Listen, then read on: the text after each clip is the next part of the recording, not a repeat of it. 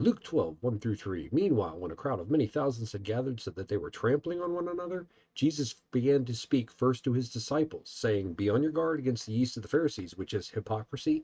There is nothing concealed that will not be disclosed, or hidden that will not be made known. What you have said in the dark will be heard in the daylight, and what you have whispered in the ear in the inner rooms will be proclaimed from the roofs. I was only going to talk about verses 2 and 3 today, but it occurred to me that verse 1 is important for context.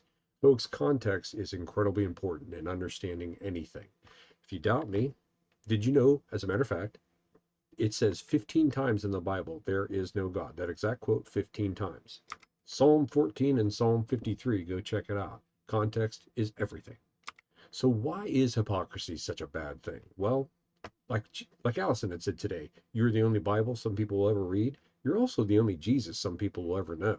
If Jesus is about love and mercy and you're going around saying that, but doing something else, that's not a good sign of Jesus. That's not a good witness.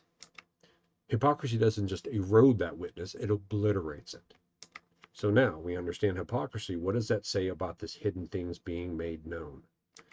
First, consider that hidden things revealed, well, that can be either positive or negative. It can be either promise or warning.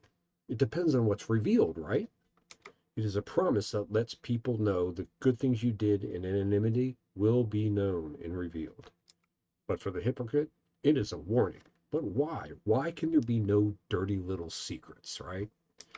Because you and I are not merely polished turds. When we hand our life over to Jesus, he renews us inside and out, no corruption, only Jesus.